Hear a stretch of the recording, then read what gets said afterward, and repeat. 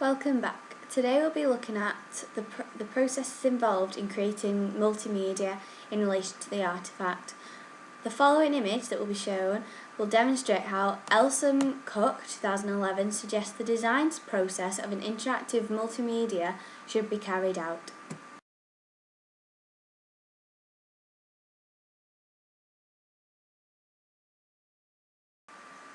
So, the first bit of that image that was just shown was the initial statement, which in essence is the invention of the idea.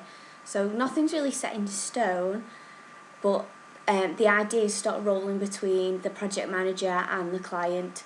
You need to be considering what will it do, what do you want it to do, what does your client want it to do, who is it for, and what is the subject area or topic. So in this sense it would be the Caribbean, the subject of the Caribbean, and we want it to link to geography and music in particular of the national curriculum, but it's different for every project. And again, this is not definite, it can be changed, it's just general discussion of ideas and agreements between you and the client. The next part was the revised statement. That's what needs to be considered next, and this is what Elson and Cook 2011 called the revised client statement, which is similar to the initial statement but in a lot more detail. And at this point it is important to consider the stakeholders and users that may be involved with the artefact.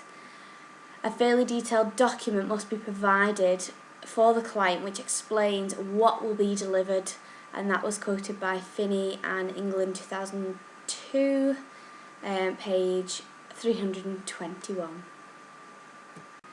Thirdly, looking at the revised team statement, here's another chance to look at the picture, the design process, just to remind you of where we're up to in the design process.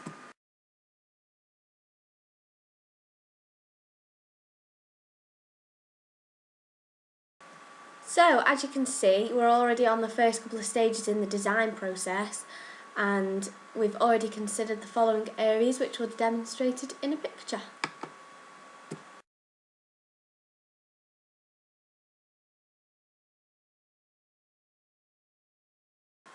And that picture was taken from Elson Cook's book, 2011, page 322. So while the client statement, which was discussed previously, focuses upon a problem-orientated approach, looking at what the client wants and not really consider what's doable in reality, the next part is the team revised statement. And Elson Cook suggests that it's written after the client statement because it needs to make sure it's a document that makes use of the client statement and ensures it satisfies the things being promised to the client. So what it means is just making sure that what the client wants is actually doable in reality.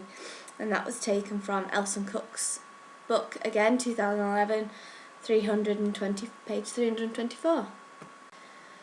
Okay, so now we're starting to branch off on the design process diagram shown twice previously. And we're going to be looking at now the user analysis and knowledge analysis. So the user analysis we'll start off with is all about your target audience, which we've mentioned previously. Looking at who it's for, how and how will they be using it, and especially identifying any limitations for the user.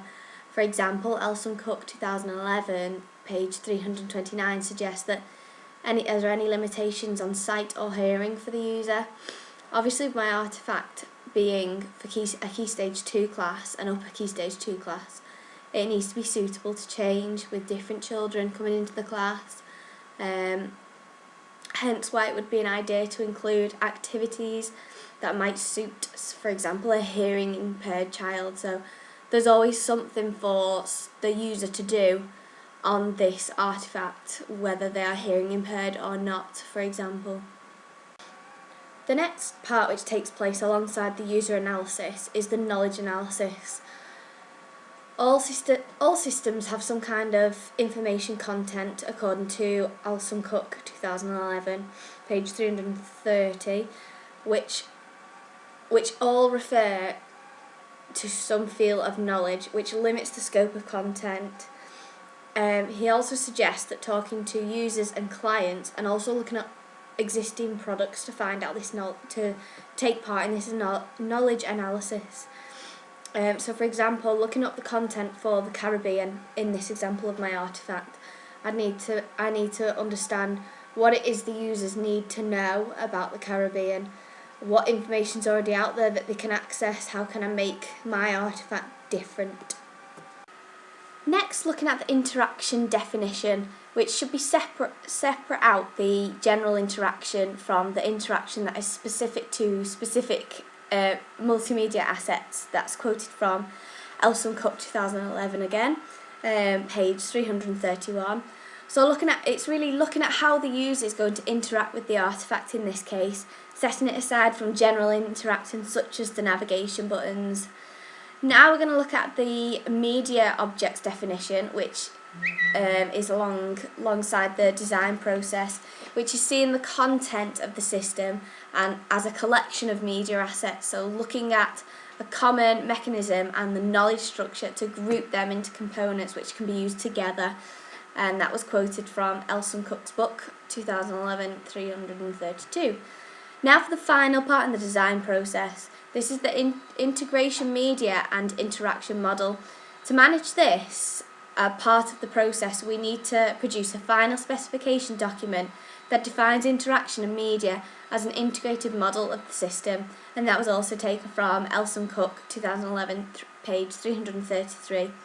Right, that's it for this week, so thank you for listening, and tune in again next week when we will look at the design process for the artifact will have actually taken place, and it will include some of my initial and final designs. Thank you.